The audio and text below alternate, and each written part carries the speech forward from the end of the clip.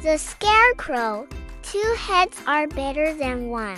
Hello everyone and welcome back to our channel. Today, I've got a heartwarming story for you about two of the bestest friends you'll ever meet. It's called The Scarecrow, and it's all about how working together makes any challenge easier and a lot more fun. So, get comfortable and let's dive into the world of Pinky and Brownie.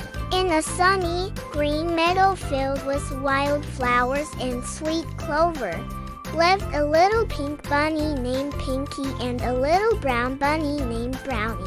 Pinky was bright pink, the color of a wild rose, with a fluffy white tail that looked like a cotton ball. She was full of energy, always hopping and thinking of new adventures. Brownie was the color of rich, warm earth, with long, floppy ears that would twitch with curiosity. He was thoughtful and steady, a wonderful planner. They had been best friends since they were tiny baby bunnies, and they did everything together. One bright morning, as the sun climbed into the sky, they hopped over to Farmer McGregor's garden. They didn't go there to nibble on his carrots, well, maybe just a little nibble, but because it was their favorite place to play hide and seek among the tall corn stalks. But this morning, something was different. Farmer McGregor stood by his garden patch, looking very worried. His brow was furrowed, and he sighed a big, heavy sigh. Pinky, with her curious nature, twitched her nose and hopped a little closer. "What's wrong, Farmer McGregor?" she asked in her cheerful voice. The farmer looked down and saw the two little bunnies. "Oh, hello, Pinky. Hello, Brownie," he said, trying to smile. "It's my corn. The crows are eating all my sweet, juicy corn before it's even ripe.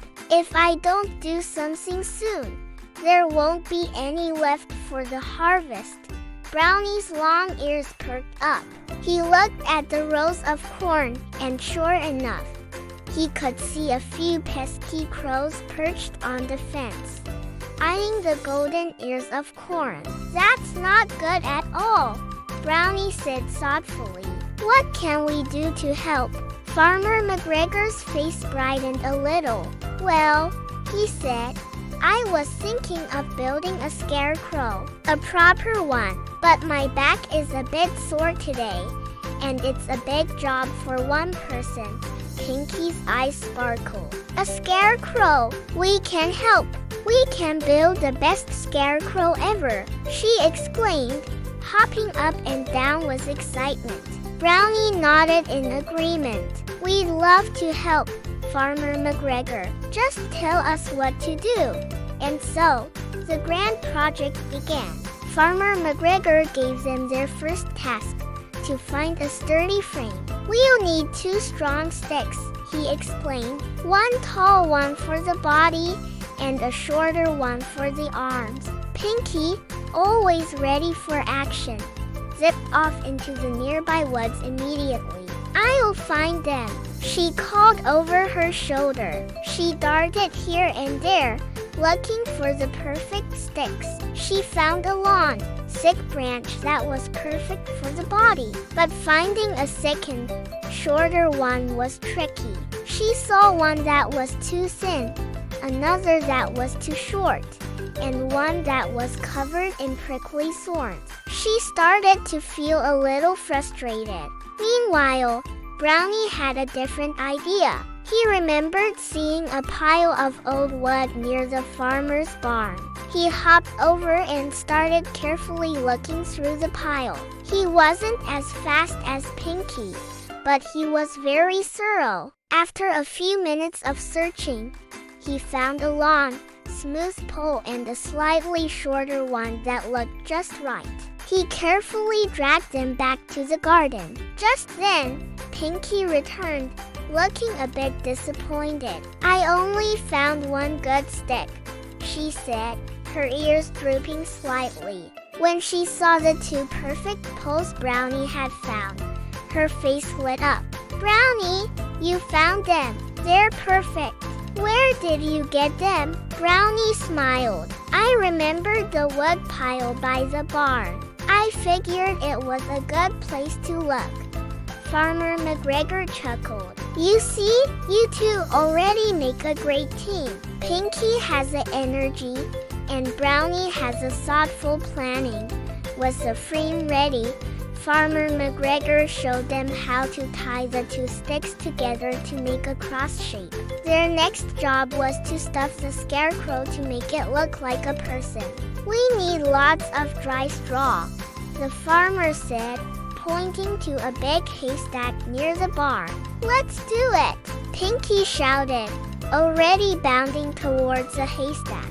She grabbed huge mouthfuls of straw and tried to carry it all back at once. But the straw was light and fluffy. A little breeze blew, and half of it flew out of her paws and scattered across the yard. Oh, fiddlesticks, she muttered as she tried to gather it all up again. Brownie watched for a moment, his nose twitching as he thought. He then hopped over to an old basket lying by the side of the barn. Pinky, he called out. Look, if we use this basket, we can carry a lot more straw without it blowing away.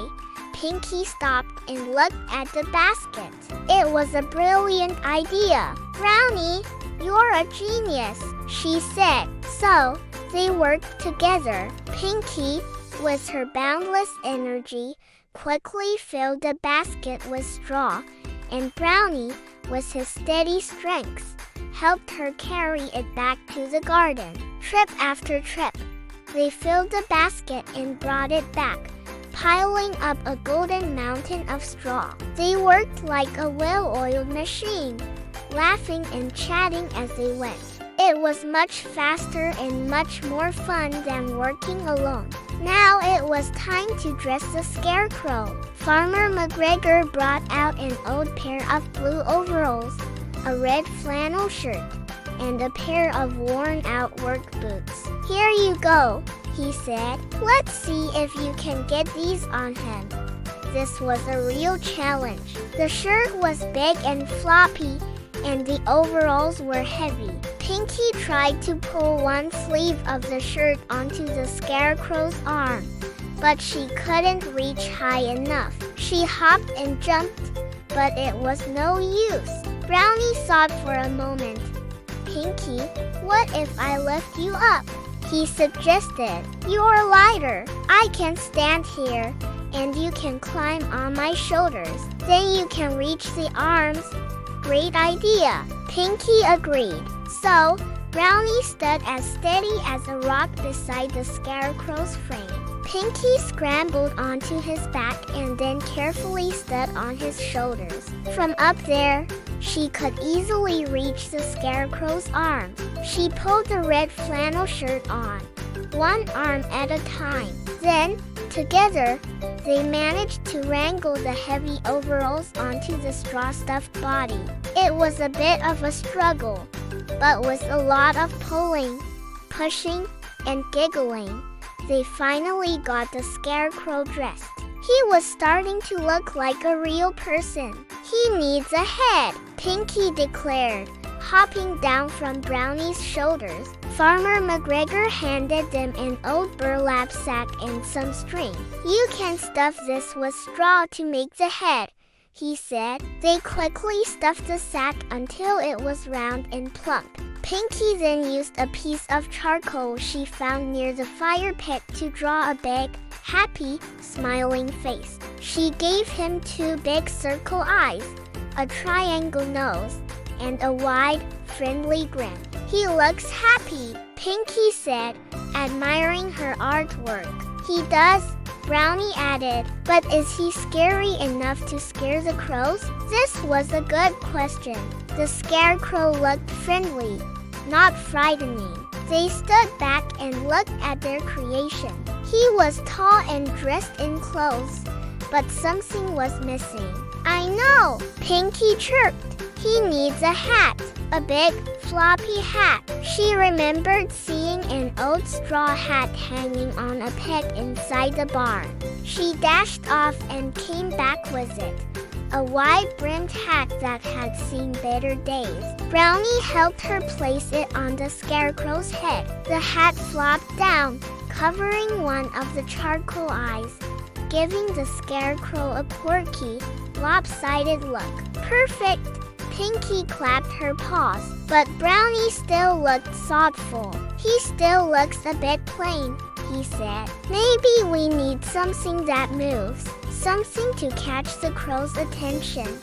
He looked around the garden, his eyes scanning for ideas. He saw some old tin pie cans stacked near the farmer's back door, shining in the sun. What about those? He asked, pointing with his nose. If we hang them from his arms, they'll spin and flash in the sun when the wind blows. And they might make a little noise. Pinky's jaw dropped. Brownie, that is the best idea yet. They hurried over and, with Farmer McGregor's help, poked holes in the cans and tied them with string to the scarecrow's wrists. A gentle breeze immediately made them twirl and clink together, sending little flashes of light all around the garden. Now, the scarecrow was complete.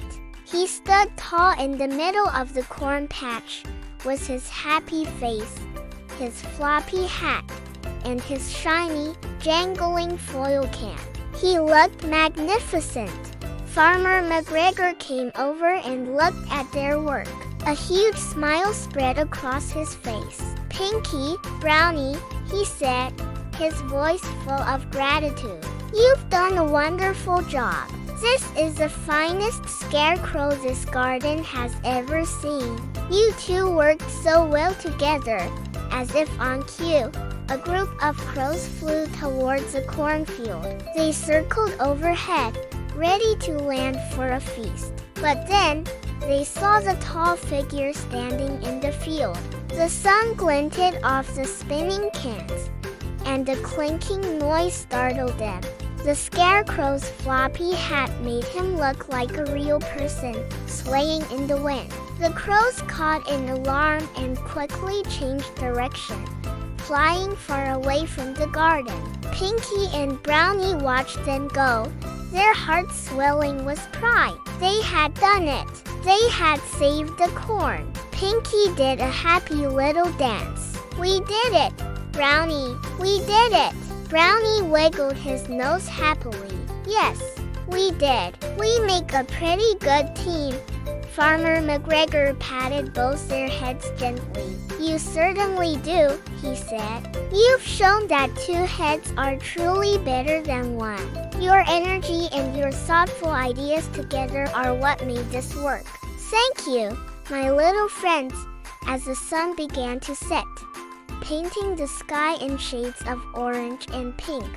Pinky and Brownie sat together, watching over their scarecrow. They felt tired, but it was a happy, satisfied kind of tired. They had faced a problem, worked together, and found a solution. Pinky realized that while her quick thinking was good, Brownie's calm and clever ideas made their plans even better. And Brownie saw that Pinky's endless energy and enthusiasm made even the biggest tasks feel like a fun game. From that day on, whenever they faced a challenge, whether it was finding the juiciest patch of clover or figuring out a new game to play, they always remembered their day building the scarecrow. They knew that by putting their heads together, they could solve any problem, and that working with a friend was the best adventure of all. And that's the story of Pinky, Brownie, and the Scarecrow. It just goes to show you that teamwork really does make the dream work. When we combine our different strengths and ideas, we can achieve so much more than we ever could alone. I hope you enjoyed that story. If you did, please give this video a big thumbs up It really helps the channel. And I'd love to hear from you in the comments below.